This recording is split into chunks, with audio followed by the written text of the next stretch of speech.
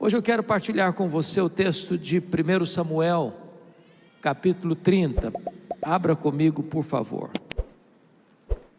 Primeiro livro de Samuel, capítulo 30.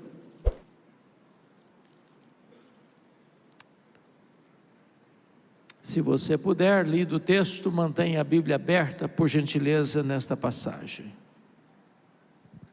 1 Samuel 30.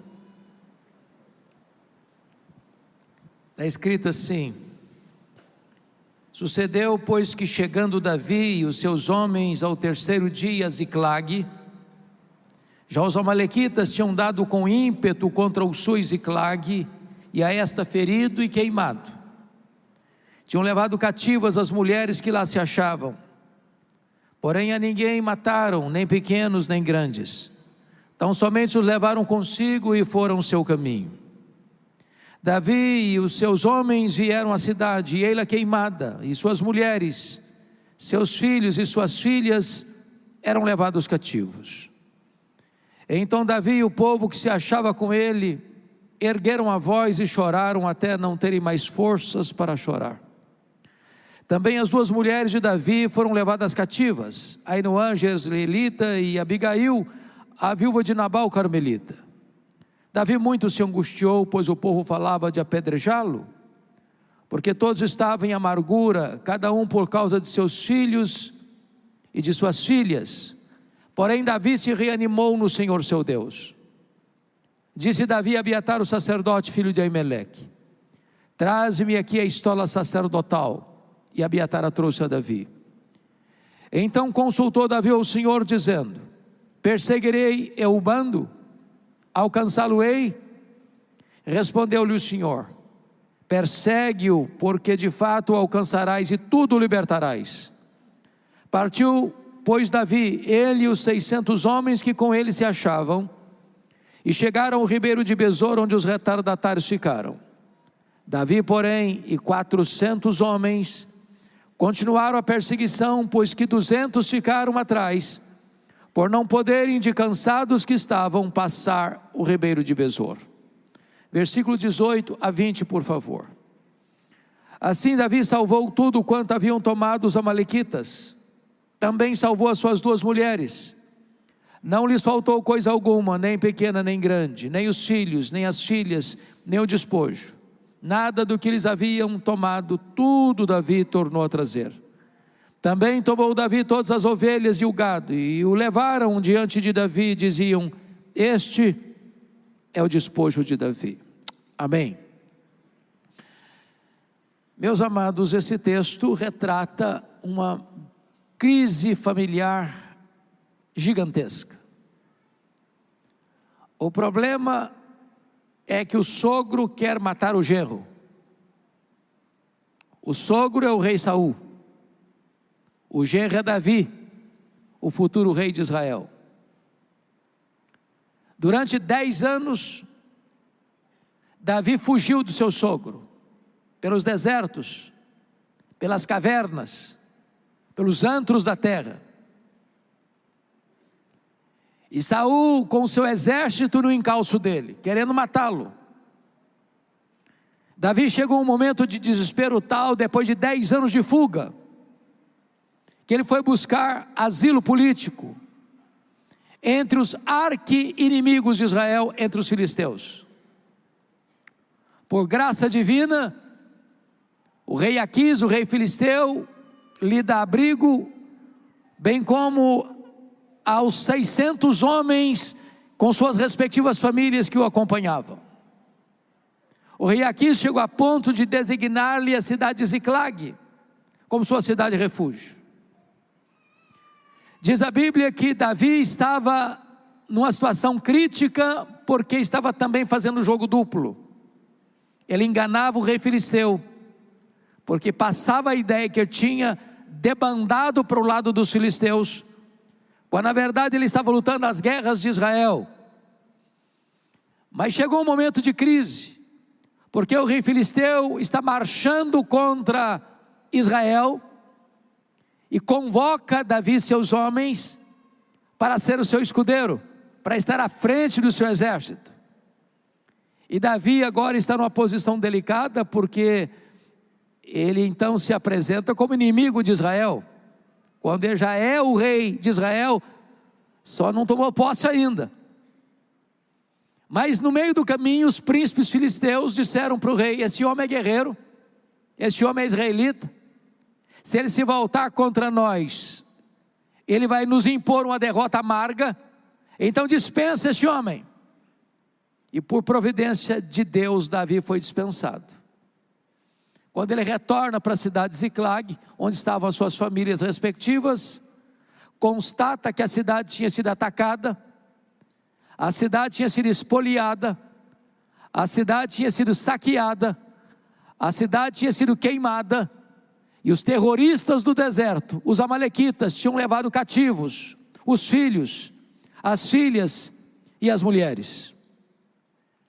Quando Davi vê esse cenário, juntamente com os homens que o acompanhavam, ele começa a chorar, até não ter mais forças para chorar. Seus aliados, revoltados com a situação, resolvem matá-lo, apedrejá-lo. Davi muito se angustiou, mas ele ao mesmo tempo reanima-se no Senhor seu Deus, busca a Deus em oração e pergunta para Deus: perseguirei eu o bando inimigo? Alcançá-lo-ei? E Deus responde: persegue, Davi, porque tudo que o inimigo tomou de você, você vai trazer de volta. E Davi foi, e Davi lutou, e Davi venceu, e Davi trouxe tudo de volta que os amalequitas haviam tomado: as coisas grandes, as coisas pequenas, os rebanhos, os filhos, as filhas, as mulheres. Nada deixou Davi nas mãos do inimigo. Esta narrativa bíblica, meus irmãos, retrata, penso eu, a grande tensão que vive a família, o campo minado de batalha em que a família se encontra. Talvez em nenhuma outra época da história a família foi tão atacada como é atacada hoje.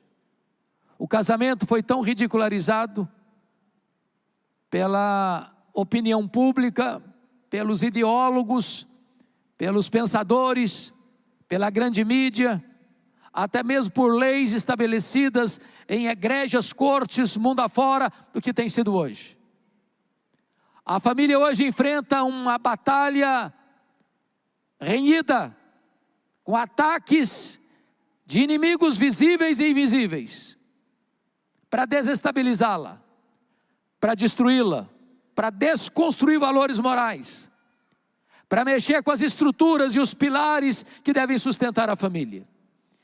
Aqui está, penso eu, um dos textos mais precisos da Bíblia sobre a questão da defesa da família. E eu quero então olhar dois ângulos desse texto. O primeiro deles, vamos ver como é que é o ataque do inimigo contra a família. Notem comigo o verso 1, quando diz assim: já os amalequitas tinham dado com ímpeto contra o Sul e Ziclag, e esta ferida e queimado. Os amalequitas aqui são uma espécie de símbolo dos inimigos que atacam a família, sejam inimigos espirituais, sejam inimigos humanos, sejam inimigos filosóficos, sejam inimigos ideológicos, sejam inimigos que você vê, sejam inimigos que você não vê. Como é que é esse ataque? Em primeiro lugar, este é um ataque implacável. Tinham dado com ímpeto, com fúria, de forma avassaladora. E eu não tenho dúvidas, meus irmãos, que a igreja está enfrentando, e a família, as famílias que compõem a igreja, estão enfrentando essa luta, de um ataque implacável. Muitas famílias destruídas por esse ataque.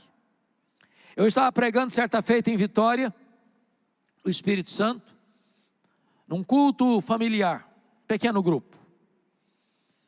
E uma mulher chorava muito, muito. E quando eu terminei a mensagem, fui conversar com ela e perguntei: por que a senhora está chorando? Ela me respondeu: o diabo destruiu a minha vida, pastor. E eu perguntei: o que a senhora quer dizer com isso? Ela disse: eu tinha uma família, um marido, 2 filhos, bom apartamento, um bom salário, mas nós não tínhamos paz na nossa casa. Ela me disse que certa noite ela acordou com um grito desesperado dos filhos. Quando ela pula da cama, o seu marido não está do seu lado. Ela corre na direção do quarto, a porta está trancada. Ela bate a porta não se abre. Ela arromba a porta e se depara com um quadro horrível. O seu marido estava apunhalando os seus próprios filhos. Quando ela entra no quarto, o marido enterra o punhal no peito e cai sem vida sobre os corpos ensanguentados de seus filhos. Ela me diz: pastor, eu levei toda a minha família para o cemitério. O diabo destruiu a minha vida. Quantas pessoas assim, destruídas por um ataque frontal do inimigo. O que me traz um pouco de consolo nesse caso é que há uns 3 anos, e isso já faz mais de 20 anos, eu estava distribuindo um livreto, cada dia, de Luz para o Caminho, pelas ruas de Vitória, e de repente uma senhora me enxerga, me reconhece, e vem correndo na minha direção, e me faz aquela pergunta que você nunca deve fazer para um pastor: está lembrado de mim? Nunca faça essa pergunta, porque você vai constrangê-lo. E eu disse: não, eu não estou recordado da senhora. Ela me disse: pastor, eu sou aquela mulher que há 20 anos disse para o senhor que o diabo tinha destruído a minha vida. Eu quero dizer para o senhor que Jesus me encontrou, que Jesus me salvou, que Jesus me libertou das minhas angústias, e hoje eu sou uma mulher de Deus, cheia do Espírito Santo, e recomecei a minha vida, e Jesus restaurou a minha sorte. Há muitas pessoas hoje feridas, irmãos, machucadas. Segundo lugar, note comigo no versículo 1, que diz que os amalequitas tinham dado não só com ímpeto contra o Sus e Clag, mas a esta ferido e queimado. Você queima estruturas físicas, mas você fere pessoas. Tem muita gente ferida hoje, ferida na honra, ferida nas emoções, ferida nos relacionamentos, feridas na alma, abusos sofridos na infância, recalques que nunca foram tratados, mágoas que nunca foram resolvidas. Eu estava pregando um congresso em Patrocínio, Minas Gerais, era um congresso de médicos, e uma enfermeira muito sorridente recebia aquele encontro, e quando eu dei a primeira palestra, aquela mulher me procurou e disse: o senhor está vendo esse sorriso bonito que eu tenho? Eu disse: é claro que eu estou vendo, é impossível não ver. Ela me respondeu: mas esse sorriso é uma mentira. Por trás desse sorriso eu carrego uma alma doente, machucada, ferida. Tem muita gente assim, que está sorrindo, que está cantando, que está celebrando, mas quando põe a cabeça no travesseiro, tem uma alma doída, machucada, ferida, por abusos, por traumas, por situações pelas quais passaram na vida. Certa feita, um irmão lá da igreja em Vitória me procurou. Disse: pastor, o senhor não conhece a minha mãe. A minha mãe tem quase 80 anos, eu sou o filho mais velho, eu nunca vi minha mãe sorrir, a minha mãe tem uma tristeza crônica, já levamos em todo tipo de médico, todo tipo de psicólogo, todo tipo de psiquiatra, já fizemos todo tipo de exame, nunca ninguém diagnosticou nenhuma causa que justificasse essa tristeza crônica da minha mãe. O senhor podia orar com ela? Falei: eu vou. Quando eu chego naquela casa, aquela mulher estava sentada num sofá, com um olhar distante, com um semblante abatido. Comecei a falar com ela, conversar com ela, por graça de Deus. Daqui a pouco ela disse para a família assim: eu quero ficar sozinha com o pastor. Quando eu fiquei só com ela, ela me olhou nos olhos e disse: pastor, eu sofro há 60 anos. Eu disse: o que houve? Ela me disse: eu traí meu noivo. Ele nunca ficou sabendo. Me casei, e eu já sou viúva há muitos anos, mas aquele pecado está tão vivo na minha memória, como se eu tivesse cometido hoje de manhã. Eu não tenho paz, eu vivo numa masmorra emocional, eu sou açoitada todo dia pelo chicote da culpa, eu vivo numa prisão emocional. Eu confesso para vocês que eu chorei com aquela mulher, por perceber como o diabo tinha mantido aquela mulher 60 anos numa prisão. Eu falei para ela do amor de Deus, eu falei para ela da graça de Jesus, eu falei para ela do sangue do Cordeiro, eu falei para ela que Jesus podia libertá-la, perdoá-la, restaurá-la e dar a ela a vida eterna. E naquele dia aquela mulher se rendeu a Jesus. Um sorriso brotou nos seus lábios. Eu a discipulei, a batizei e convivi com ela mais 10 anos. Uma mulher feliz e alegre, mas estava ferida há 60 anos. Talvez eu estou falando hoje para gente que está machucada e ferida. Uma ferida que está sangrando, que ninguém sabe, que ninguém viu. Mas você está sofrendo. E você veio aqui nesta noite porque Jesus quer fazer uma obra de cura, de libertação, de perdão, de restauração na sua vida, no seu casamento, na sua família. Notem comigo, por gentileza, que quando o inimigo vem para atacar, o alvo principal do inimigo é a família. Vejam vocês, versículo 2 e 3, que tinham levado cativas as mulheres que lá se achavam. E o versículo 3 fala de filhos e filhas levados cativos. Ora, como você pode estar bem se a sua mulher, se o seu marido está nas mãos do inimigo? Como é que você pode estar bem se você tem seu filho, a sua filha, prisioneiro nas mãos do inimigo? E há muitas prisões hoje. As drogas, o álcool, a pornografia, os vícios, as mazelas, as ideologias. Tem tanta coisa hoje prendendo as pessoas, precisando de libertação. É por isso, meus irmãos, que o principal alvo do inimigo hoje é atacar a família. Porque a sociedade não está estruturada em torno do indivíduo, está estruturada em torno da coletividade, da família. É por isso que a Bíblia diz que em Abraão serão benditas não todas as pessoas, mas todas as famílias. Se você ataca a família, se você destrói a família, você mexe com as estruturas da igreja, você mexe com as estruturas da sociedade. O projeto hoje das ideologias neomarxistas que tentam destruir a família é um assassinato da própria nação. Porque se você destrói a família, você perde a tessitura social. Não há construção de uma sociedade sólida, saudável, sem a estruturação saudável da família. Lute pela sua família, portanto. Não desista da sua família. Chore, ore, jejue pela sua família, porque ela é a base da sua vida, é a base da igreja, é a base da nação. Há muitos ataques à família. Eu estava um dia no meu gabinete pastoral, e chega um irmão, membro da igreja, para me comunicar, dizendo o seguinte: pastor, eu estou comunicando ao senhor, que eu estou deixando a minha esposa, estou deixando as minhas 2 filhas, estou saindo de casa, estou saindo do casamento. Eu conheci uma outra pessoa, quero viver uma aventura com ela. E eu confesso a vocês que eu usei todos os meus recursos, empreguei todos os argumentos, fiz todo o apelo que podia fazer para aquele homem não tomar aquela louca decisão, mas os seus ouvidos estavam fechados. E ele saiu de casa, ele abandonou a esposa, abandonou as filhas, abandonou o lar, abandonou a igreja, abandonou o ministério dele na igreja. E essa mulher com quem ele estava envolvido era uma mulher fortemente ligada ao ocultismo. Às vezes eu ia na casa dele visitá-lo, tinha despachos aos demônios dentro da sua casa.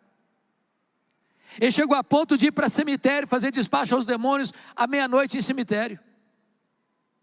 E tudo que eu falava com ele caía em ouvidos surdos.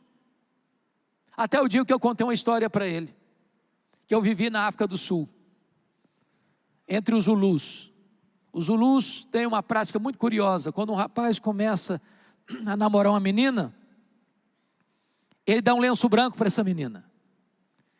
Enquanto o namoro durar, essa moça mantém o lenço branco. Se o namoro terminar, a moça tem que devolver o lenço branco para o rapaz. Se a moça não devolver o lenço branco para o rapaz, ela está dizendo para ele que quer ser possuída por ele, que quer pertencer a ele. E nós estávamos na missão Quacis Abanto, quando uma moça foi abusada pelo seu ex-namorado. A família prontamente leva o caso às autoridades, e a pergunta que foi feita imediata foi esta: você devolveu o lenço branco para o rapaz? Ela respondeu: não, eu não devolvi. E as autoridades disseram: então não podemos fazer nada contra esse rapaz. Essa é a nossa lei, essa é a nossa cultura. Então eu disse para aquele homem: você precisa devolver o lenço branco. Se você não devolver o lenço branco, o diabo vai cirandar com você.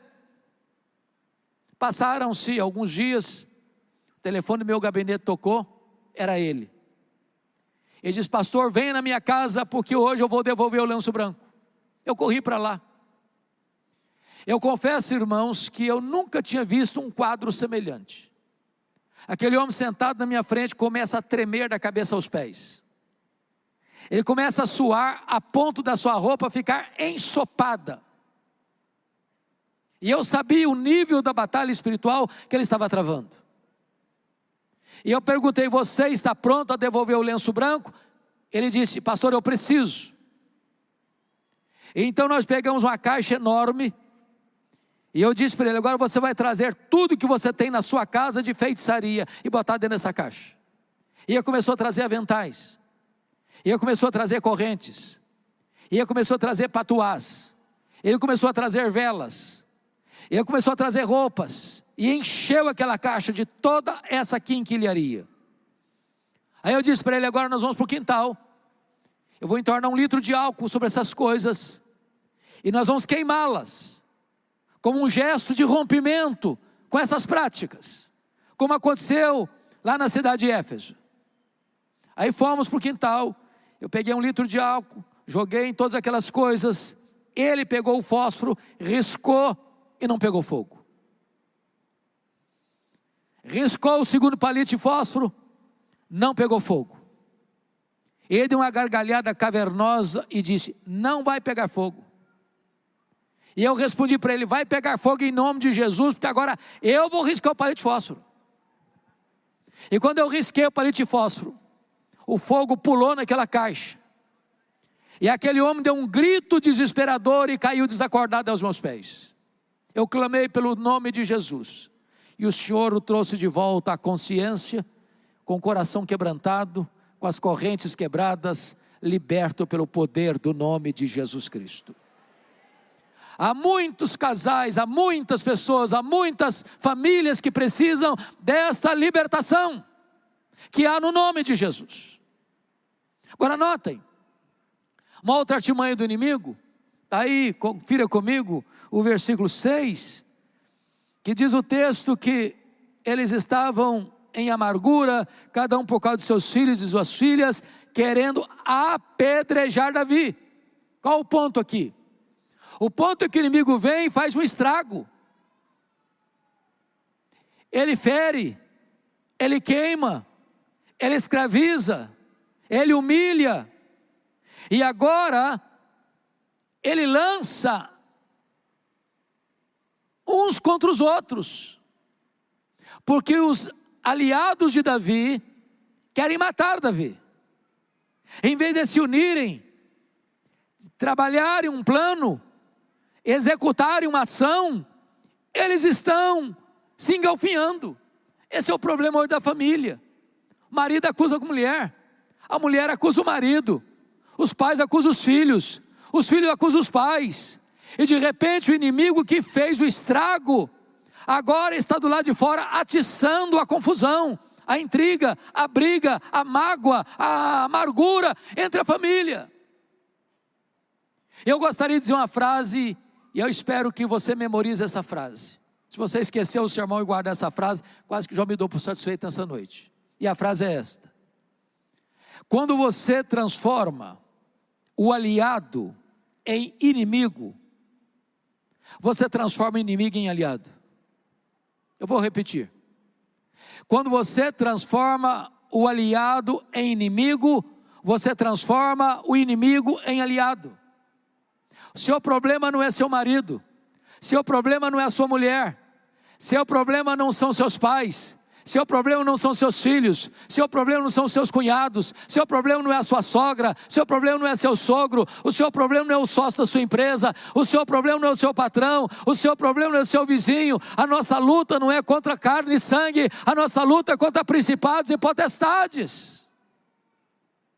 Se nós não entendermos, irmãos, o nível desta batalha, nós vamos começar a brigar uns contra os outros, ferir uns aos outros, machucar uns aos outros, apedrejar uns aos outros. Mas tem mais. Olha comigo o versículo 16. Porque está escrito que descendo os guiou, e eis que estavam espalhados sobre toda a região, comendo, bebendo e fazendo festa por todo aquele grande despojo que tomaram da terra dos filisteus, da terra de Judá. Preste atenção que os amalequitas estavam festejando. Festejando por quê?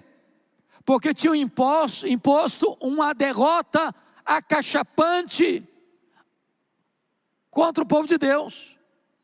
Então preste atenção nisso.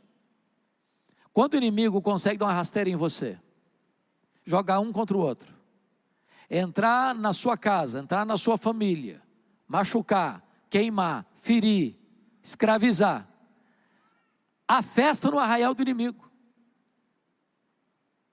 A grande pergunta nesta noite é: onde a minha casa, onde a minha família está produzindo festa? Se no acampamento de Deus ou se no território do inimigo? Me permita ilustrar isso para ficar mais claro. Acho que todos vocês conhecem a história de Sansão. Sansão foi um homem que nasceu por um milagre de Deus. Sua mãe era estéril. Sansão nasceu com uma missão especial, ser o libertador do seu povo. Sansão nasceu e já foi consagrado a Deus desde o ventre. Ele era um nazireu. E como nazireu que era, ele não podia fazer 3 coisas básicas. Ele não podia tocar em cadáver, ele não podia beber bebida forte, ele não podia cortar o cabelo. E a Bíblia diz que esse homem um dia olha para uma moça filisteia, o povo que os oprimia, e diz para o seu pai em casa: papai, eu quero aquela moça para mim, porque só dela eu me agrado. Seu pai disse: não, meu filho, mas tem tanta moça em Israel. Aquela moça adora outros deuses, aquela moça é do povo que nos oprime, aquela não. Ele diz: é com ela e só com ela, porque só dela eu me agrado. Notinha de rodapé. Notinha de rodapé. Eu sou pastor há 43 anos. Eu nunca vi um rapaz e uma moça que, desobedecendo pai e mãe no namoro, tenham tido um casamento feliz. Eu não quero saber se o seu pai é quadrado ou redondo. Escute seus pais no namoro. Outra notinha de rodapé. Quem tem filhos aqui solteiros ainda? Casais com filhos solteiros. Às vezes se diz por aí que pai e mãe não devem interferir em namoro de filho. Eu acho não só que pode, eu acho que deve interferir. Namoro ruim é um ensaio para um casamento trágico. Começou a namorar, não conversa com mais ninguém. Começou a namorar, já se esfria na igreja. Começou a namorar, atende o telefone, fica meia hora, termina o telefonema chorando, entra para o quarto emburrada. Está na hora de dar um tapa na mesa. Ah, mas vai chorar, ah, mas vai ficar chateado. Chorar e ficar chateado não mata ninguém não, mas casamento ruim mata. O Sansão não ouviu seu pai. Aí diz a Bíblia, que vai para a casa da moça, um leão novo sai em cima dele, ele era muito forte, pega o leão e rasga o leão, como se rasga um cabrito. Aí eu rio, e eu dou risada sozinho quando eu li esse texto, porque eu não consigo rasgar um coelho, quanto mais rasgar um leão. No dia do casamento ele passa por lá, e lembra do leão, passa lá e tinha um enxame de abelhas na caveira do leão. Ele pegou um favo de mel de dentro da caveira e começou a deliciar com mel. Deu para o seu pai, escondido, sem o seu pai saber o que era. Quebrou o primeiro voto ali. Procurou doçura no que está podre. Procurou prazer no que é proibido. Aí ele vai para a festa do casamento, e diz o texto lá em Juízes, que ele dá uma festa de arromba, porque não quis ser diferente dos moços da sua época. Em outras palavras, uma festa regada à bebida. E aqui, mais uma nota de rodapé. Eu não sei como é que é aqui em Manaus, eu não perguntei ao meu querido Francisco como é que funciona aqui, mas eu rodo por esse Brasil, e eu tenho escutado muitos pastores tristes e reclamando que as festas de casamento dos crentes têm se transformado numa vergonha. Você tem uma linda cerimônia na igreja, onde você canta os cânticos de Sião, e aí vai para um rico cerimonial e lá o pau quebra. É isso mesmo, o pau quebra. Porque a música que rola lá não tem nada a ver com Deus mais não. Bebida alcoólica se serve todas. As luzes acendem como uma boate e o povo de Deus, bêbado, cai na pista de dança. E volta para casa com as pernas trôpegas. E ainda eu escuto, pastor, mas o doutor fulano vai estar lá. Como é que vai ser? Uma pessoa tão importante da sociedade. Meu irmão, quem está dando a festa é você. Eu já vi festa de arromba sem uma gota de álcool. Nós precisamos ter coragem para dizer o seguinte: olha, a minha festa é diferente. Eu sou nazireu de Deus. Eu sou consagrado a Deus. A minha festa precisa ser diferente. O Sansão não teve coragem nem peito para dizer isso. Quebrou o segundo voto de nazireado ali. O casamento foi tão complicado que deveria ir para o livro dos Guinness, nem lua de mel teve. E o Sansão vai de abismo em abismo, até deitar no colo de uma mulher filisteia, brincando com o pecado, até que ele destampa o coração e conta para ela que ele não podia cortar o cabelo porque era nazireu.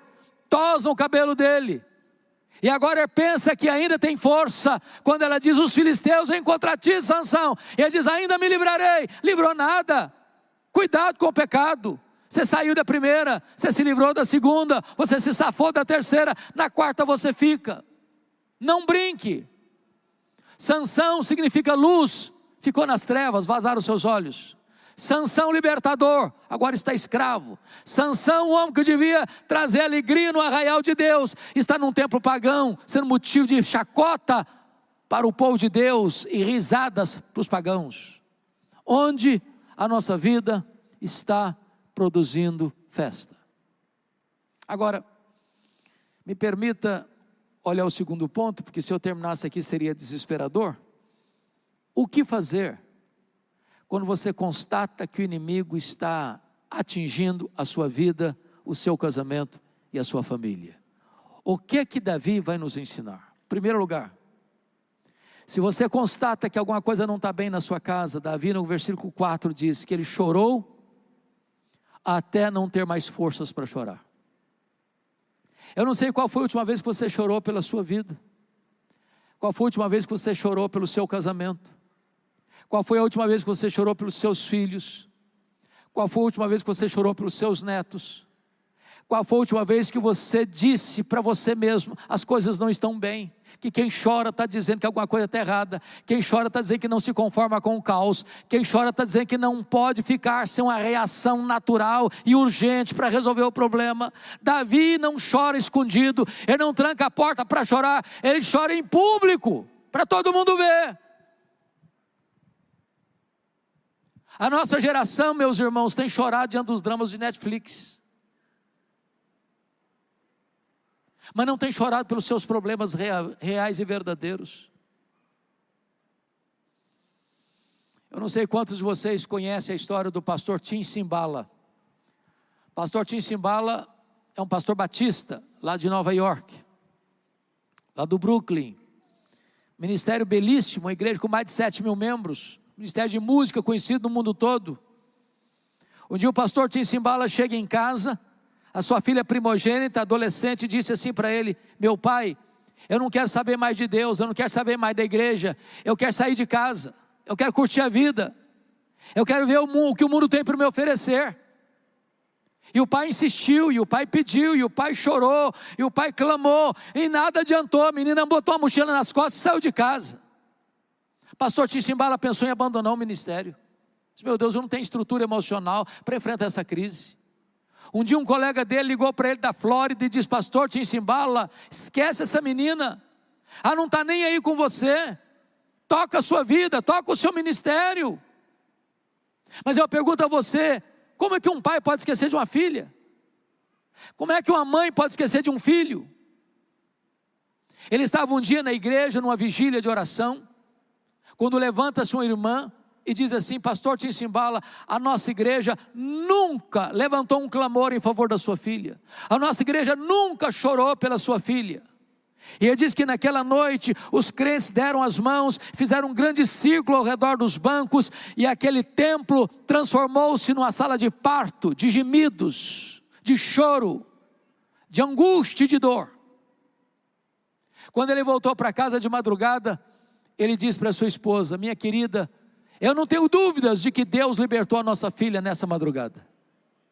2 dias depois, a campainha toca bem de manhã, a mãe vai atender a sua filha, em lágrimas.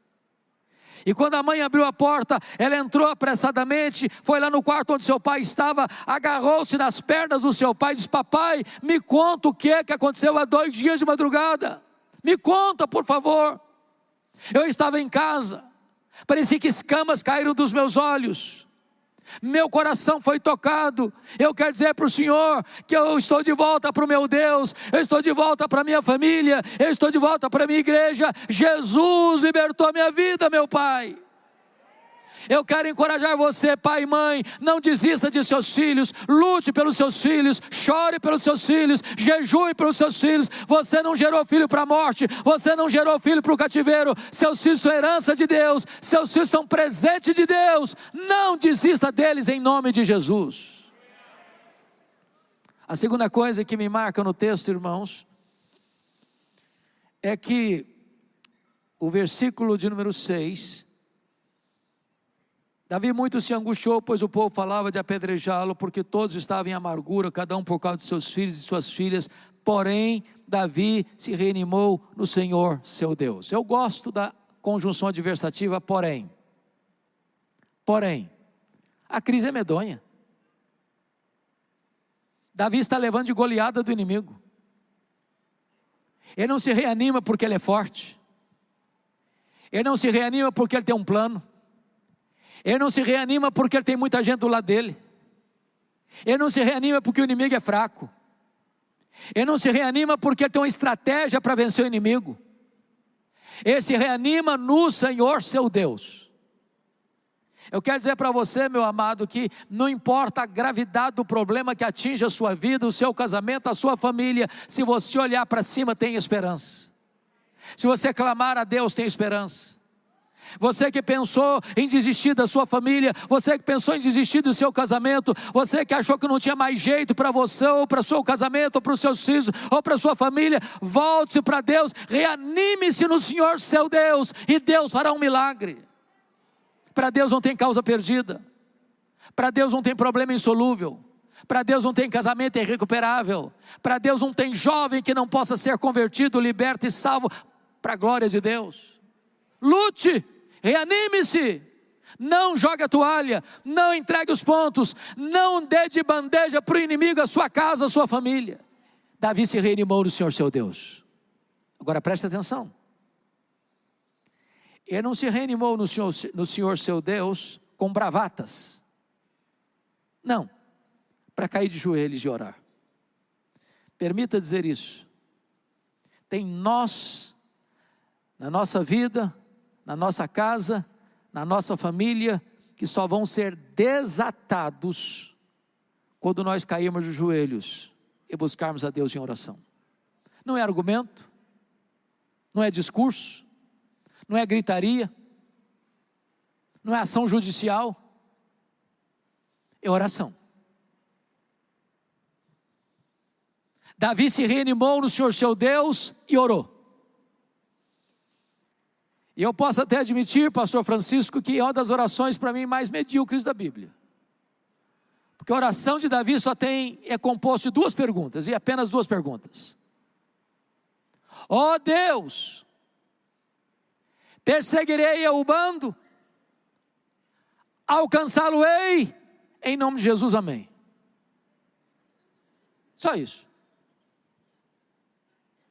Mas traduzindo a oração dele, é assim: ó Deus, eu estou levando de goleada do inimigo, eu estou envergonhado, eu estou humilhado, fizeram uma bagunça com a minha casa, os meus filhos estão prisioneiros, as minhas mulheres estão prisioneiras,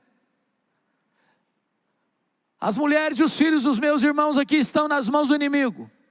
Eu vou aceitar passivamente a decretação da derrota, Deus, ou eu vou reagir? Tem muita gente desistindo. A nossa geração, irmãos, parece que desaprendeu a lutar. Primeira crise, está partindo, está indo embora do casamento.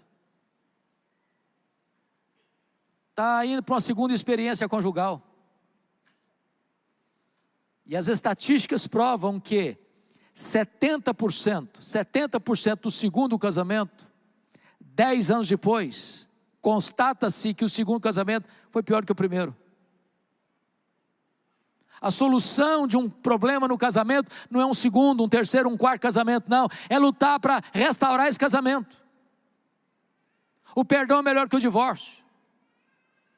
Não abra mão do seu casamento, não abra mão da sua família. Não dê de bandeja para o inimigo. Busque ao Senhor em oração. E quando você ora, você tem uma experiência gloriosa. Deus responde a oração. Deus age em seu favor. Não que a oração seja poderosa, a oração não é poderosa. Poderoso é o Deus que responde a sua oração. A sua oração conecta o altar da terra com o trono do céu. A sua oração conecta a fraqueza humana com a onipotência divina. Quando você ora, você aciona o braço do Deus Todo-Poderoso em seu favor.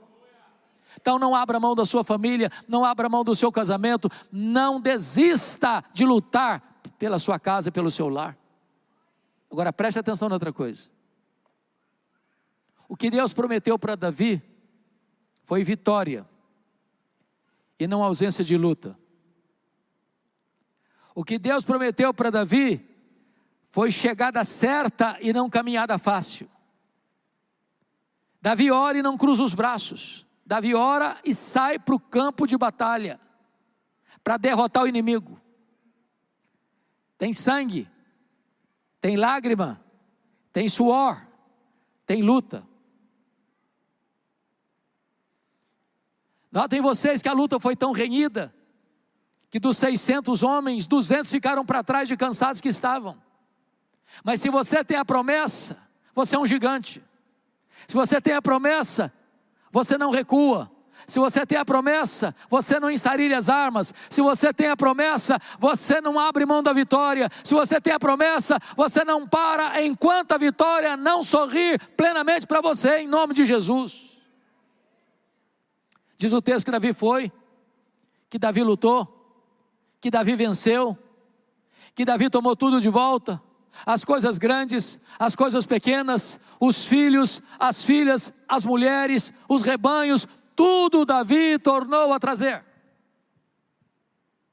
A pergunta que eu lhe faço nesta noite é esta: o que é que você já teve que foi tomado de você?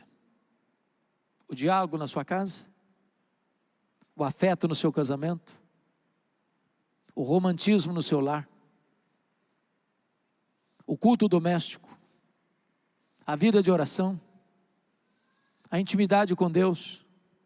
O respeito um pelo outro? O que é que você já desfrutou e que não está desfrutando mais, foi saqueado da sua vida? Tome de volta o que o inimigo levou. Em nome de Jesus.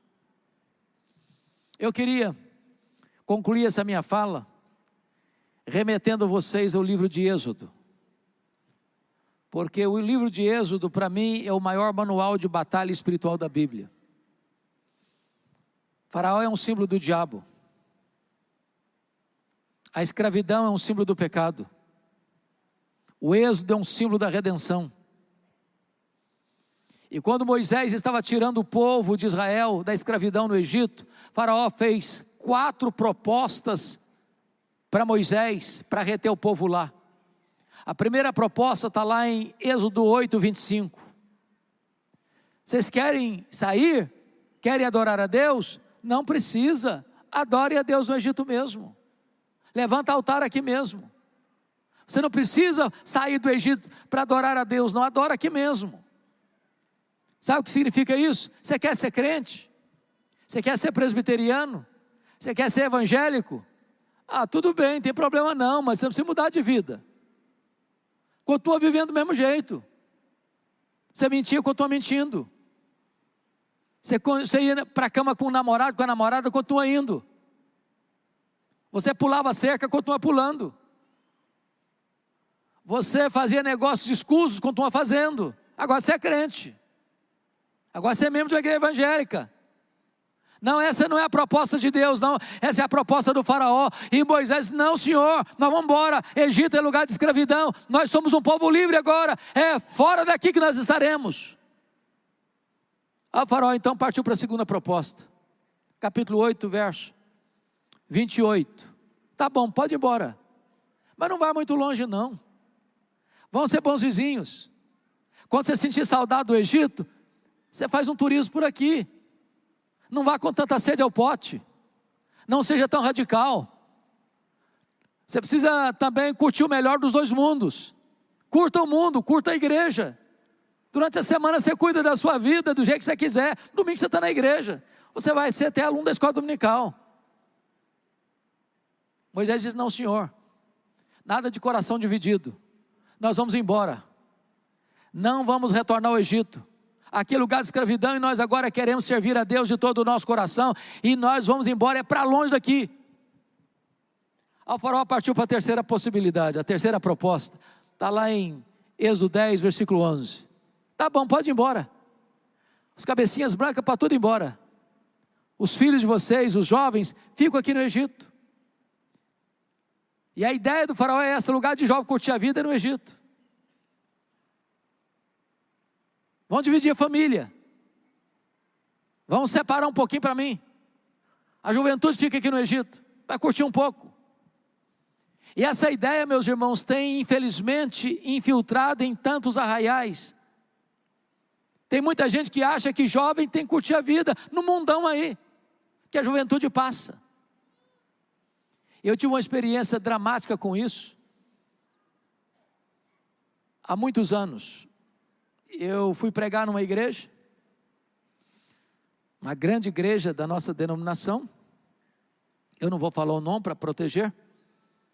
E eu confesso que eu tenho muitas limitações, e uma delas, eu não sei trabalhar tema. Aí me deram um tema, era um culto de mocidade, tinha que pregar sobre santidade. Eu terminei de pregar, um grupo de jovens me pegou pelo braço, compulsoriamente, me levou para dentro de uma sala, e o líder desse jovem botou o dedo no meu nariz, e disse, o senhor é um homem retrógrado, o senhor está pensando o quê? Nós somos jovens universitários, qual o problema de a gente tomar nossa cervejinha no sábado à tarde? Qual o problema da gente ir na boate? Se a gente não curtir a vida agora, vai curtir quando? A nossa juventude passa, nós somos crentes, estamos na igreja, mas temos também que curtir um pouco a vida. Qual o problema? Quase me bateram. E eu disse para ele, mas foram vocês que me convidaram. Eu já estou indo embora também. Eu disse, mas antes de ir embora eu tenho que falar duas coisas para vocês. A primeira coisa que eu tenho que falar para vocês é 1 Coríntios 10, 31. Portanto, quer comais, quer bebais, quer façais qualquer outra coisa, fazei tudo para a glória de Deus. Falei, quando vocês forem para a boate para encher a cara, tem que ser para a glória de Deus. Se vocês conseguirem ir para a glória de Deus, podem ir, podem encher a cara, mas tem que ser para a glória de Deus. Se conseguirem, vão em frente. A segunda coisa que eu tenho que dizer para vocês é Colossenses 3,17. E tudo que fizerdes, seja em palavra, seja em ação, fazei em nome do Senhor Jesus, dando por isso graças a Deus Pai. E eu disse, da próxima vez que vocês forem para a boate, encher a cara, podem ir, mas tem que ser em nome de Jesus. E quando estiver enchendo a cara, dizer, ó Senhor, graças te dou, porque eu estou enchendo a cara aqui. Se conseguirem, vão em frente, e até logo, e fui embora, queriam me bater, eu tinha que ir embora. O problema de pastor, irmãos, que pastor tem amnésia.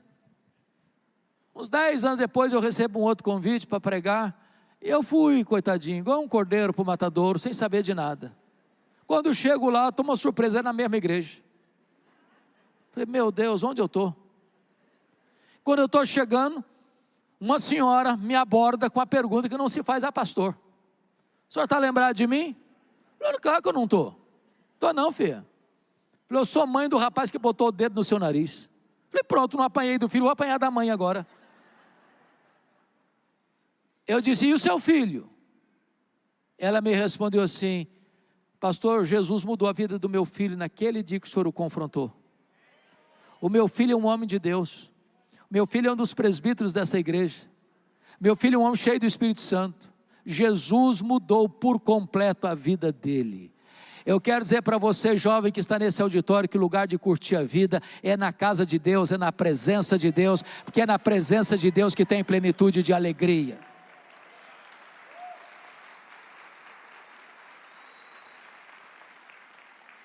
A quarta proposta do faraó, está lá no capítulo 10, verso 24 a 26, é esta. Tá bom, vocês querem ir embora? Pode todo mundo ir embora então. Mas os rebanhos de vocês ficam.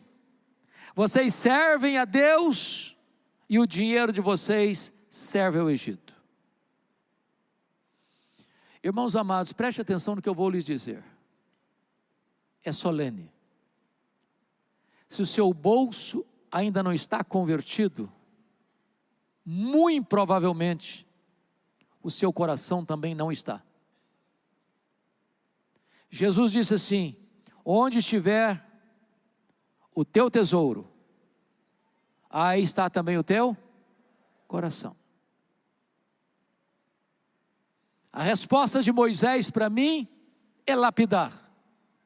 Faraó queria os rebanhos, e Moisés respondeu assim, pois bem, Faraó, escuta essa, nem uma unha ficará no Egito. Até hoje eu não sei para que serve uma unha. Deve servir para alguma coisa. Nem uma unha, Faraó. Tudo que nós somos, tudo que nós temos é de Deus e vai estar a serviço de Deus. Não deixe nada nas mãos do inimigo. Não permita o inimigo botar uma cunha lá dentro da sua casa. Em nome de Jesus, consagre o seu casamento, consagre o seu lar, consagre a sua casa para a glória de Deus. Tome de volta tudo aquilo que o inimigo tomou de você. Esta é uma noite de restituição. Deus está aqui, irmãos, e Ele é poderoso para restaurar a nossa vida, restaurar o nosso casamento, restaurar os nossos filhos, restaurar a nossa casa e nos dar uma casa plena de vida, de alegria, de paz, da presença gloriosa do Espírito Santo de Deus. Eu queria orar por você nesta noite.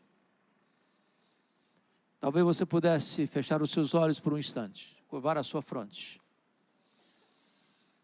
E eu queria conclamar você a pensar um pouquinho.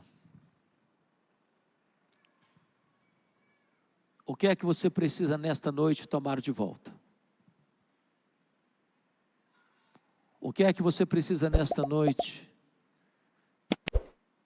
tomar de volta que está nas mãos do inimigo?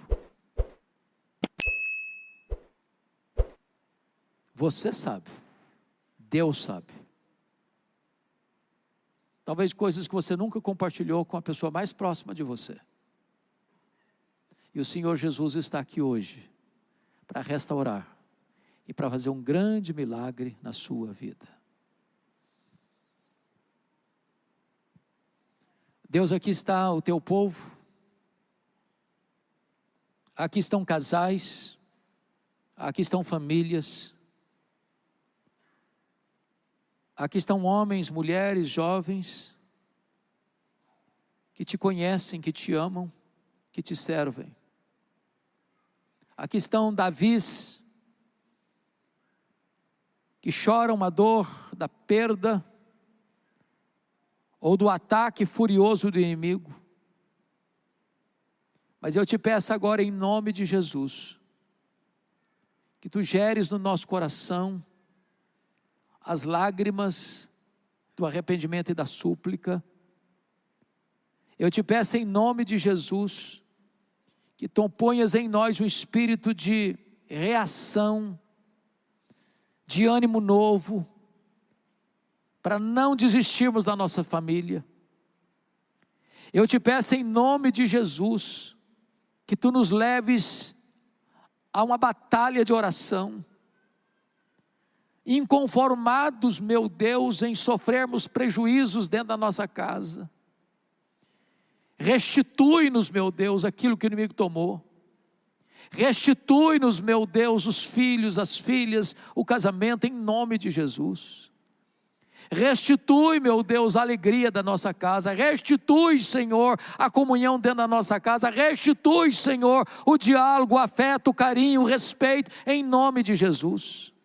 Nós queremos nesta noite consagrar a nossa vida, o nosso casamento, os nossos filhos, os nossos netos, a nossa família ao Senhor Jesus. Visita-nos nesta noite. É a nossa súplica, é a nossa necessidade, é o nosso clamor. Em nome de Jesus. Amém.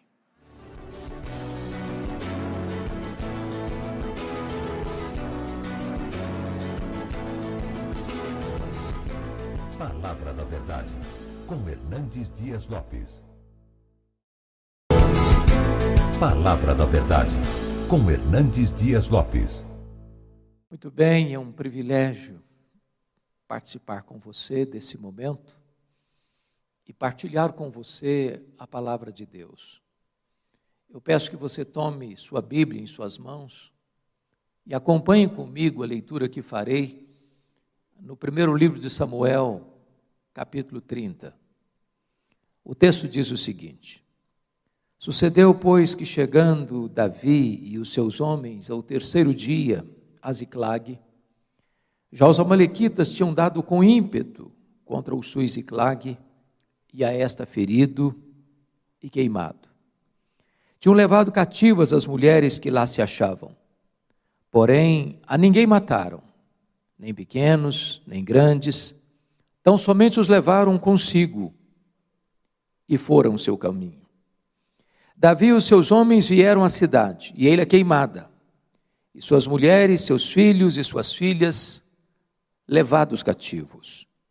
Também as duas mulheres de Davi foram levadas cativas, Ainoã, a jezreelita, e Abigail, a viúva de Nabal, o carmelita. Davi muito se angustiou, pois o povo falava de apedrejá-lo, porque todos estavam em amargura, cada um por causa de seus filhos e de suas filhas. Porém, Davi se reanimou no Senhor seu Deus. Disse Davi a Abiatar, o sacerdote, filho de Aimeleque: Traze-me aqui a estola sacerdotal. E Abiatar a trouxe a Davi. Então consultou Davi ao Senhor, dizendo: Perseguirei eu o bando? Alcançá-lo-ei? Respondeu-lhe o Senhor: Persegue-o, porque de fato alcançarás, e tudo libertarás. Partiu, pois, Davi, ele e os 600 homens que com ele se achavam, e chegaram ao ribeiro de Besor, onde os retardatários ficaram. Passo a ler a partir do verso 18 ao 20 agora. Assim Davi salvou tudo quanto havia tomado os amalequitas. Também salvou as suas duas mulheres. Não lhes faltou coisa alguma, nem pequena, nem grande, nem os filhos, nem as filhas, nem o despojo. Nada do que lhes haviam tomado, tudo Davi tornou a trazer.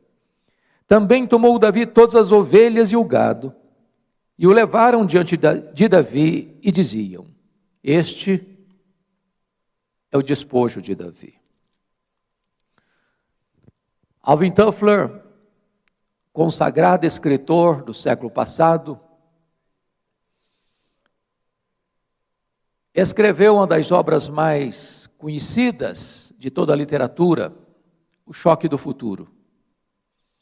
E nesse livro ele disse que a maior crise mundial não é a crise internacional, não é a crise de petróleo, não é a crise ideológica, é a crise da família.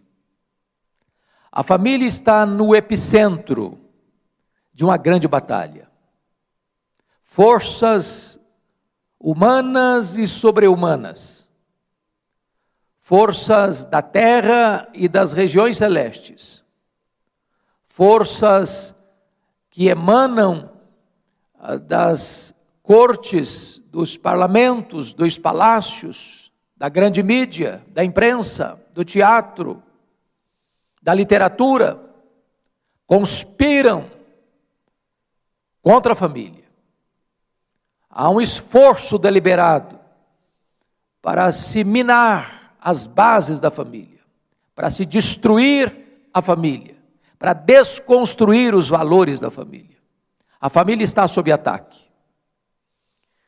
Quando eu olho a Bíblia, por exemplo, no livro de Jó, vejo ali a fúria de Satanás para destruir Jó e a sua família. E o ataque, obviamente, com a permissão divina e com os limites estabelecidos por Deus, atingiram 5 áreas vitais na vida de Jó: sua vida financeira, sua saúde, seus filhos, seu casamento e suas amizades. Estas mesmas 5 áreas são atingidas aqui na narrativa do texto lido. Davi estava vivendo uma crise familiar. Seu sogro, rei Saul, insano que estava, perseguiu o genro com fúria assassina por todos os lados. Pelos desertos, pelas cavernas, pelos campos, pelas cidades. E Davi, não querendo atentar contra o seu próprio sogro, resolve buscar asilo político fora do território de Israel. Encontra então o agrado do rei Aquis, rei filisteu. E diz a Bíblia que este rei designa a cidade de Ziclag como cidade de refúgio de Davi, de seus homens e suas respectivas famílias. Certa feita, o rei filisteu marcha com o seu exército para lutar contra Saul. E Davi, a esse tempo, era escudeiro do rei filisteu, do rei Aquis. No meio da jornada, os príncipes disseram ao rei filisteu, ao rei Aquis: olha, Davi é um guerreiro, Davi é um israelita. Se ele se virar contra nós, sofreremos a cachapante derrota. A contragosto o rei dispensa Davi e os seus homens. Quando eles retornam a Ziclag, constatam que a cidade tinha sido atacada pelos amalequitas, os terroristas do deserto. Eles tinham queimado a cidade, eles tinham ferido a cidade, eles tinham saqueado a cidade, eles tinham levado cativos as mulheres, os filhos e as filhas. Quando Davi e seus homens olham essa tragédia, diz a Bíblia que ele e seus homens choraram, e Davi chorou até não ter mais forças para chorar. Seus aliados querem apedrejá-lo, querem matá-lo. Entretanto, Davi se reanima no Senhor seu Deus. Clama a Deus. Deus responde a ele. E ele parte para cima dos seus opressores e toma de volta tudo aquilo que os amalequitas haviam tirado dele. Este episódio enseja-nos lições muito oportunas no que tange à defesa da família. E eu queria aqui considerar com você 2 aspectos desse texto. Em primeiro lugar, o ataque do inimigo. Esse ataque é um símbolo de todos os ataques frontais que a família tem enfrentado nos nossos dias, tentando desconstruir a ideia de casamento conforme Deus o instituiu, tentando destruir os papéis estabelecidos por Deus para o homem e para a mulher, tentando confundir na mente das pessoas a sua identidade de gênero, tentando tantas vezes minar as bases, as colunas mestras desta primeira instituição divina. E eu queria então olhar com vocês como é que é esse ataque. Em primeiro lugar, versículo 1 diz que eles tinham dado com ímpeto contra o sul e Ziclag. E o primeiro ponto que eu destaco é que esse ataque do inimigo é um ataque implacável. Deram com ímpeto, com fúria, com sentimento de destruição. Há muitas famílias hoje sendo atacadas com armas de grosso calibre. Casamentos arruinados, filhos destruídos, famílias completamente disfuncionais, que vão se desconstruindo ao longo do caminho, deixando rastros de tragédias. Eu estava certa feita no meu gabinete pastoral em Vitória, no Espírito Santo, quando entra uma senhora ainda jovem, com lágrimas nos olhos, com um sentimento um tanto quanto abalado, um pouco transtornada, e quando ela se acalmou, eu perguntei o que está acontecendo. Ela me disse: pastor, eu sou uma mulher evangélica. Quando eu estava saindo de casa para vir para cá, a minha vizinha pulou do 10º andar do nosso prédio e se esborrachou no asfalto. E eu perguntei: mas é por isso que a senhora veio? Ela disse: não. Eu estou aqui porque eu preciso fazer a mesma coisa. E eu não tenho coragem. E eu perguntei: mas por que a senhora quer se matar? Ela me respondeu: porque eu sou um problema. E eu perguntei: mas por que a senhora acha que a senhora é um problema? Ela me disse: porque o meu pai sempre me disse isso. E eu me casei para sair de casa, e o meu marido me disse as mesmas coisas. E eu me divorciei dele. E o meu segundo marido me diz as mesmas coisas. E eu estou no 3º casamento. E o meu marido me diz as mesmas coisas: pastor, eu sou um problema, eu não mereço viver, eu não posso mais viver. E eu disse para aquela mulher: você não é o que você pensa que você é. Você não é quem as pessoas dizem que você é. Você é quem Deus diz que você é. Você tem valor porque você foi criado à imagem e semelhança de Deus. Ainda que você tenha todas essas crises que assolam a sua alma, Jesus pode preencher o vazio da sua vida e dar significado à sua história e trazer para você uma vida abundante e superlativa. Quantas pessoas que foram atacadas desta maneira, cruelmente atacadas. Mas notem vocês que ainda no versículo 1 diz que eles tinham ferido e queimado a cidade. Você queima estruturas físicas, você fere pessoas. Há muito prejuízo econômico, financeiro, como resultado desta desconstrução da família, dessa desfuncionalidade da família. Mas o mais grave é que há muitas pessoas feridas. Feridas no corpo, feridas na alma, feridas nas emoções, feridas na honra. Há muitas pessoas que estão sorrindo por fora, mas estão chorando por dentro. Há muitas pessoas que estão no meio da multidão, mas vivendo uma dolorosa solidão. Há muitas pessoas que estão aí celebrando a vida nos happy hours da vida. Entretanto, quando botam a cabeça no travesseiro, são inundadas de dor, de angústia, de culpa, de vazio, de solidão. Eu nunca me esqueço de um congresso onde participei, onde uma enfermeira, era um congresso de médicos, e uma enfermeira muito sorridente, estava nos recebendo, era uma palestra para médicos que eu ia dar, e ela olhou para mim e disse assim: o senhor está vendo esse sorriso bonito que eu tenho? Eu disse: é claro, é impossível de não ver. Ela me disse: mas esse sorriso é uma mentira. Por trás desse sorriso, eu carrego uma alma doente, uma alma enferma. Quantas pessoas assim, feridas. Certa feita, um homem me procurou, ele era um cristão, um líder da igreja, me disse: pastor, eu gostaria que o senhor fosse visitar a minha mãe. O senhor não conhece a minha mãe?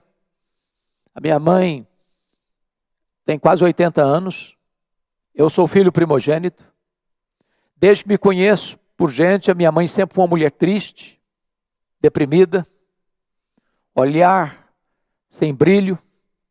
Já levamos a todo tipo de médico que o senhor possa imaginar, já fizemos todo tipo de exame que o senhor possa perceber, já levamos a psicólogos, a psiquiatras, ninguém identifica nada, mas ela tem uma tristeza crônica. O senhor podia orar por ela.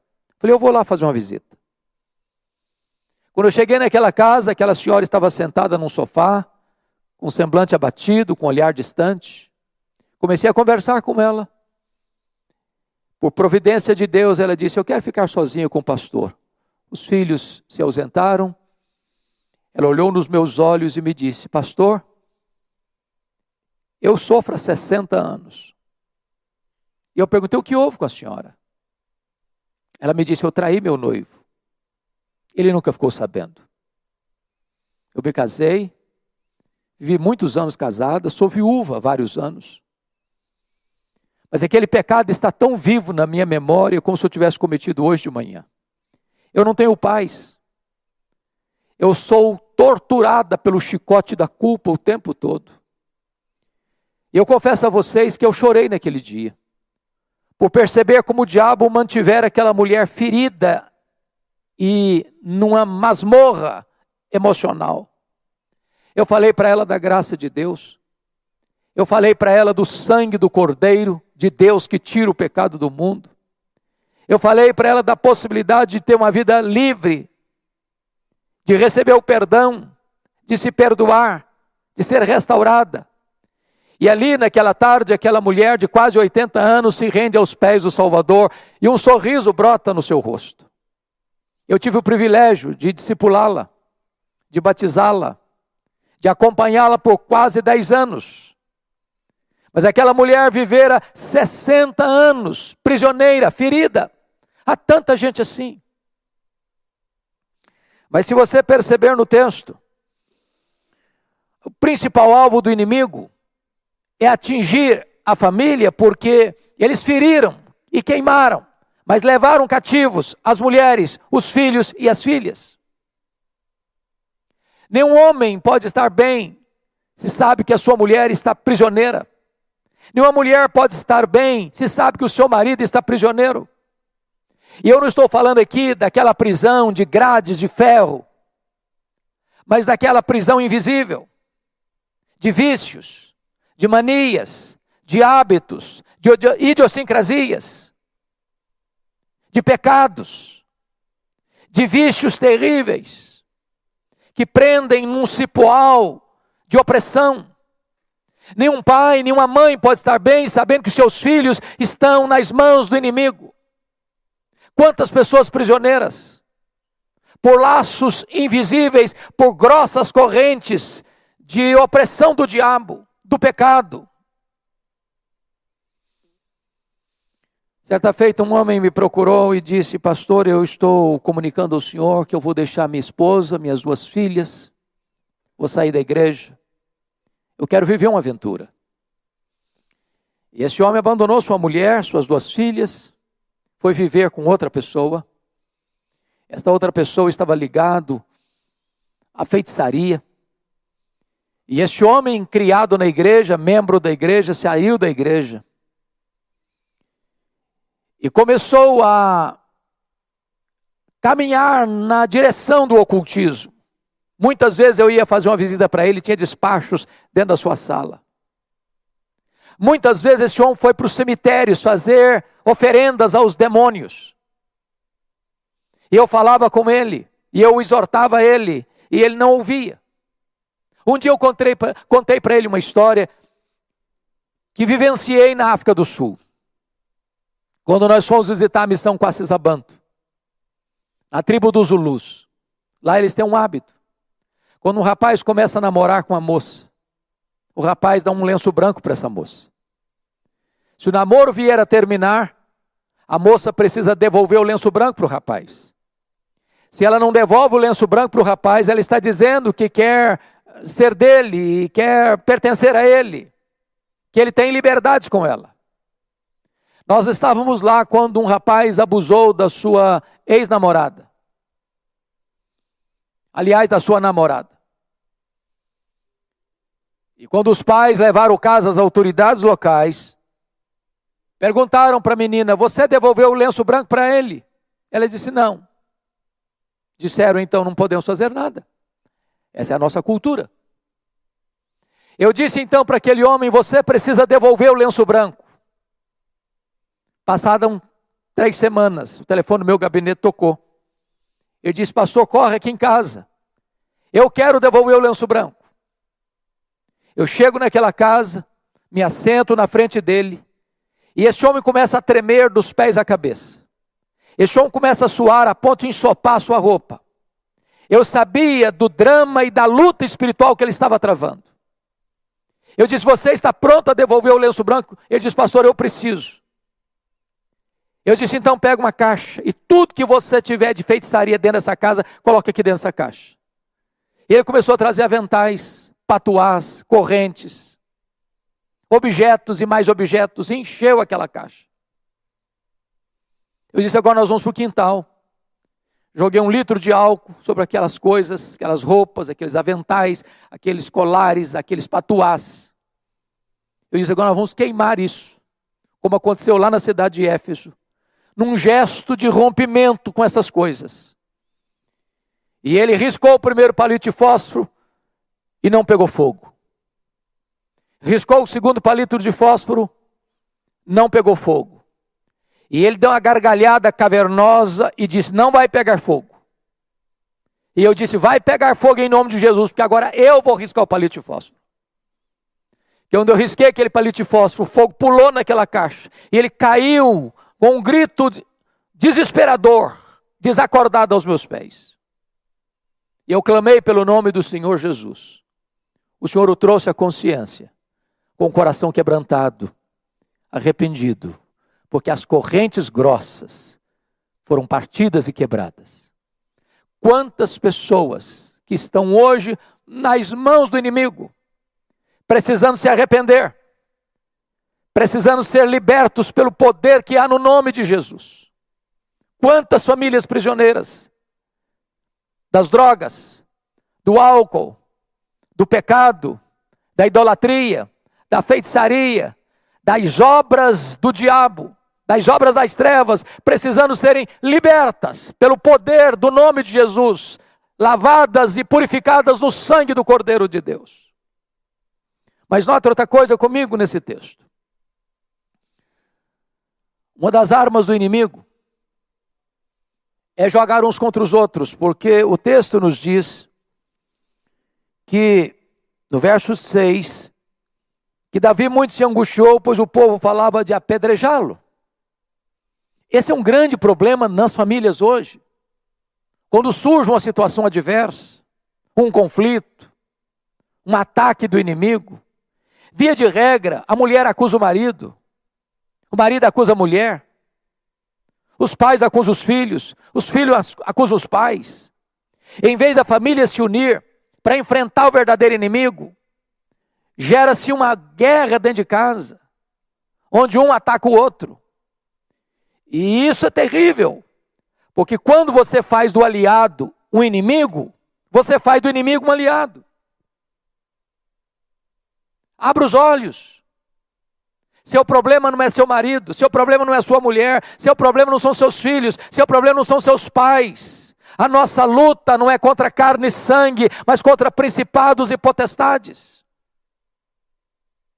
Mas notem, finalmente, nesse aspecto do ataque do inimigo, que está escrito no versículo 16 desse texto, que os amalequitas estavam fazendo festa, comendo e bebendo, por causa daquele grande despojo que tomaram dos filhos teus e da terra de Judá. O que o texto está querendo nos mostrar é que quando o inimigo impõe sobre nós alguma derrota e tira de nós aquilo que Deus nos deu, ele celebra isso. A grande pergunta é onde a minha, sua, nossa vida está produzindo festa, no acampamento de Deus ou no arraial do inimigo? Vocês se lembram da história de Sansão? Aquele juiz de Israel, aquele moço que era um verdadeiro gigante, cheio do Espírito Santo, desde o ventre da sua mãe, nazireu, consagrado a Deus, e de como ele foi negociando princípios e valores, de como ele foi relativizando os absolutos de Deus, de como ele foi transigindo com a verdade, quebrando as fronteiras da sua consciência. Quando ele vai quebrando todos os compromissos que tinha assumido no que tange ao seu nazireado. Primeiro, procurando mel na caveira de um leão morto. Ele não podia tocar em cadáver. Segundo, dando uma festa de arromba no seu casamento, certamente regada a vinho, porque não queria ser diferente dos moços da sua época. Ele não teve peito para dizer: eu sou nazireu, eu sou diferente. Aquilo que é comum para os outros não é comum para mim. Terceiro, quando ele deita no colo de uma mulher que vai traí-lo, que vai seduzi-lo, que vai incomodá-lo, que vai afligi-lo, até ele abrir o coração e contar o segredo de que ele não podia ter os seus cabelos cortados. Diz a Bíblia que o Espírito Santo se retirou dele e ele se tornou um homem vulnerável. Amarraram-no, cegaram-no, levaram-no para o templo de Dagon, o deus pagão, e ali ele foi motivo de chacota, e ali eles zombaram do seu Deus, ali eles zombaram da sua fé, e aquele que deveria ser motivo de festa no arraial de Deus, estava sendo motivo de festa no arraial do inimigo. Não brinque com o pecado,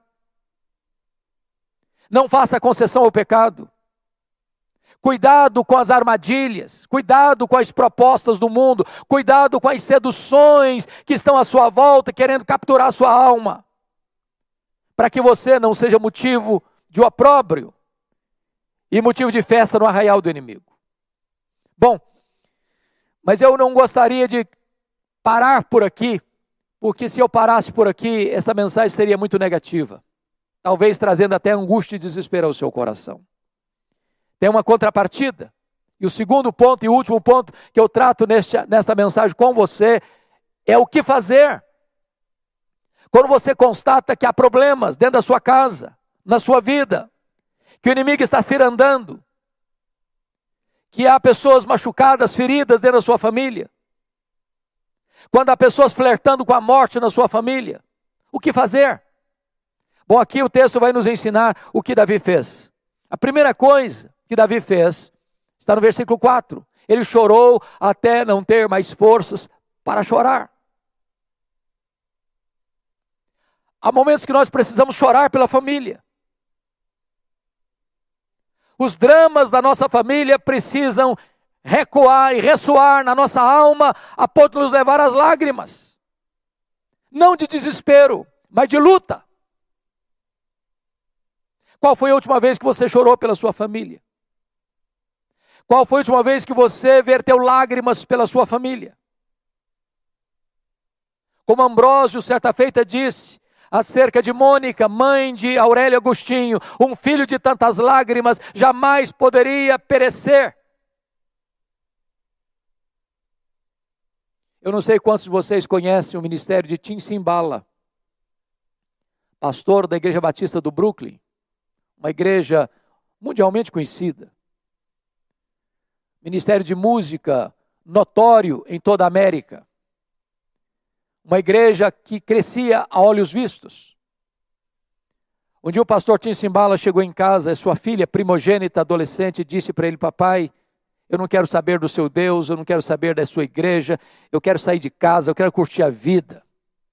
O pai pediu, o pai insistiu, o pai chorou, nada adiantou. Aquela menina botou a mochila nas costas e saiu de casa. Pastor Tim Simbala pensou em abandonar o ministério. Disse: meu Deus, eu não tenho estrutura emocional para lidar com isso. Um dia um colega dele ligou para ele e disse: pastor Tim Simbala, esquece essa menina, ela não está nem aí com você, toca a sua vida, toca o seu ministério. Mas como é que um pai pode desistir de uma filha? Como é que uma mãe pode desistir de um filho? Ele registra num dos seus livros que certa feita ele estava numa vigília de oração na igreja, quando levanta uma irmã e diz: pastor Tim Simbala, a nossa igreja nunca chorou pela sua filha. A nossa igreja nunca levantou um clamor em favor da sua filha. E ele diz que naquela noite de vigília, todos deram as mãos, fizeram um grande cordão ao redor dos bancos da igreja. E começaram a chorar e a clamar a Deus em favor daquela menina.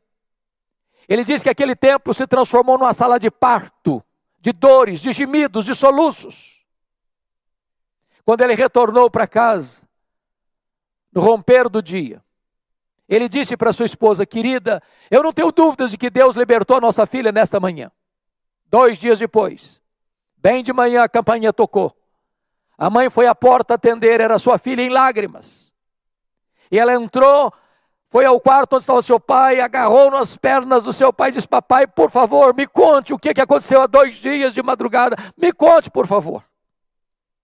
Eu estava em casa dormindo quando eu fui acordada e tomada por convicção de pecado. Escamas caíram dos meus olhos e eu reconheci que eu estava embrutecida. Eu quero dizer para o senhor, papai, que eu estou de volta para Deus, eu estou de volta para minha família, estou de volta para minha igreja. Jesus libertou minha vida. Chore pelos seus filhos. Não desista dos seus filhos. Você não gerou filhos para a morte, você não gerou filhos para o cativeiro. Seus filhos são herança de Deus. Seus filhos são preciosos para Deus. Nunca desista deles. A segunda coisa que Davi fez, está escrito, versículo 6. Ele se reanimou no Senhor seu Deus. Eu fico imaginando essa cena. Davi tinha 600 homens guerreiros com ele. Eu imagino Davi como pastor de uma igreja de 600 membros. Todos eles queriam apedrejar Davi. Todos eles queriam matar Davi. Todos eles estavam revoltados com Davi por causa dos seus filhos e de suas filhas. Eu fico me imaginando um pastor assim. Todos os membros da igreja contra você. Será que a gente sucumbiria? Diz a Bíblia que apesar dessa crise, apesar desta oposição, apesar de ver já seus filhos, suas filhas, suas mulheres nas mãos do inimigo, ainda Davi tem oposição interna, doméstica, é fogo amigo. Apesar de tudo isso, diz a Escritura, porém Davi se reanimou no Senhor seu Deus. Parece que está tudo perdido, mas quando você se volta para Deus, ainda há esperança. Não jogue a toalha, não desista, não retroceda, não abra mão de lutar, não abra mão de vencer, não abra mão de ver um milagre de Deus acontecer na sua vida e na sua família. Davi não se reanimou porque ele era forte. Davi não se reanimou porque ele tinha muita gente do lado dele. Davi não reanimou-se porque o inimigo era fraco. Davi não se reanimou porque tinha uma estratégia de guerra. Não, Davi se reanimou no Senhor seu Deus. O Senhor é a nossa esperança. Para Ele não tem causa perdida. Para Ele não tem vida irrecuperável. Para Ele não tem família que não possa ser curada, liberta e salva. Não desista da sua família. Mas em terceiro lugar, Davi não se reanima com força carnal, com bravatas humanas. Diz o texto que ele se reanimou no Senhor seu Deus e buscou a Deus em oração. A nós na nossa vida que só vão ser desatados com oração. Não é com discussão, não é com briga, não é discutindo direitos, não é nos defendendo, não é buscando as barras dos tribunais para resolver os problemas. Há problemas na nossa vida, na nossa casa, que só vão ser desatados com oração, oração, oração. A oração de Davi talvez foi uma das mais simples da Bíblia, uma das mais curtas. A oração de Davi consistiu apenas numa pergunta: perseguirei eu o bando? Alcançá-lo-ei? O que essa oração significa? O que está por trás? Trocando em miúdos, o que Davi está dizendo é o seguinte: Deus, eu estou levando de goleada do inimigo. Eu vou aceitar passivamente a decretação dessa derrota ou eu vou reagir? E Deus responde a oração. E Deus respondeu a Davi, diz: persegue o inimigo, Davi, porque tudo que ele tomou de você, você vai trazer de volta. Agora preste atenção.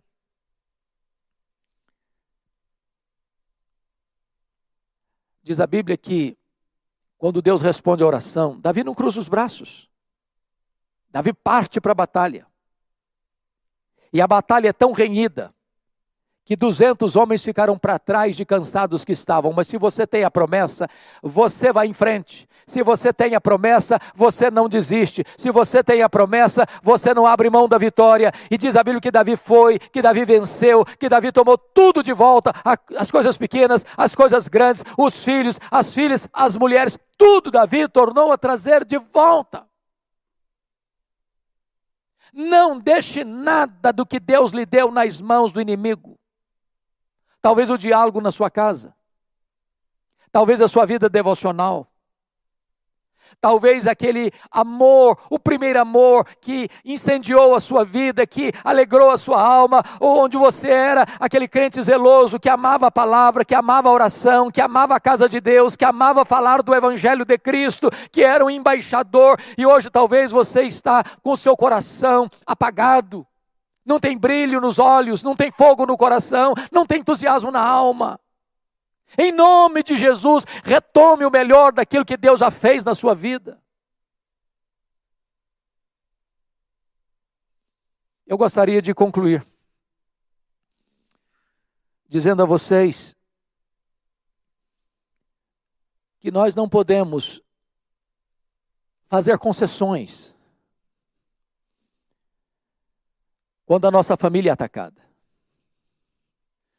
Eu recordo, e você se lembra disso,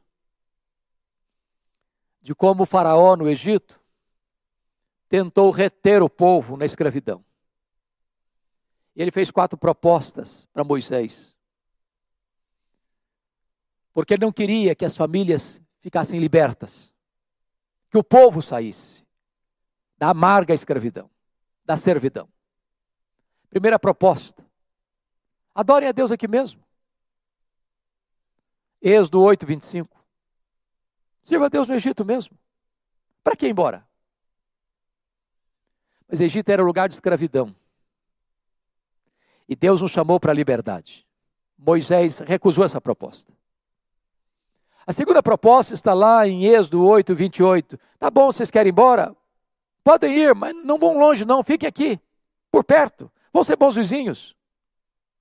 Quando sentirem saudade, passem por aqui de novo. Não vá com tanta sede ao pote. Não seja um crente tão radical. Curta o melhor do Egito e o melhor da liberdade de vocês. Moisés rejeitou essa proposta. Não, nós estamos saindo e vamos embora. Aqui não é nosso lugar. Faraó então vem com a terceira proposta. Capítulo 10, verso 11. Tá bom, vocês podem ir embora. Os de cabecinha branca vão embora. Os jovens ficam. Vocês servem a Deus, os filhos de vocês ficam no Egito. Essa é a ideia perigosa de que lugar de jovem curtir a vida é no mundo, que a juventude passa. Eu quero dizer a você, jovem, a você, adolescente, que o lugar de jovem e adolescente curtir a vida é na casa de Deus, é na presença de Deus, porque só na presença de Deus tem plenitude de alegria. Mas aí o faraó partiu para a última proposta. Capítulo 10, versos 24 a 26. Tá bom, vocês vão embora. Os rebanhos de vocês ficam. Vocês servem a Deus, e o dinheiro de vocês serve ao Egito. É a ideia de que você pode servir a Deus desassociado daquilo que você tem, ou daquilo que Deus lhe deu. A resposta de Moisés é fenomenal. Moisés respondeu assim para Faraó: Faraó, você quer os nossos rebanhos? Pois nenhuma unha ficará no Egito. Nenhuma unha. Até hoje eu não sei muito bem para que serve uma unha.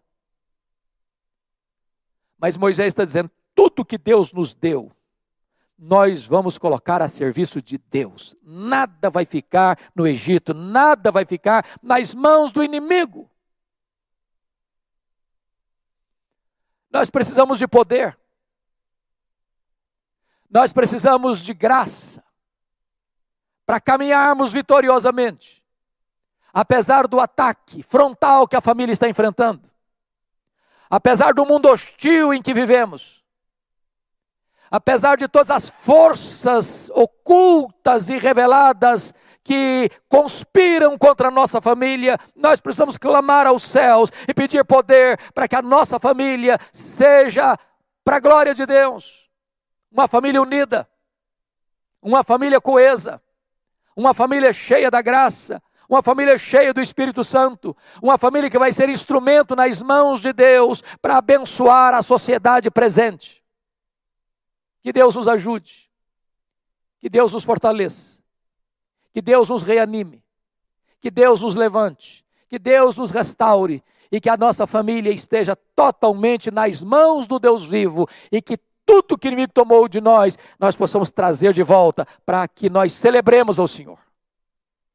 O território onde o inimigo celebrava vai ser o território das nossas mais esplêndidas vitórias para a glória de Deus. Deus abençoe sua vida. Deus abençoe sua família. Deus abençoe o seu coração.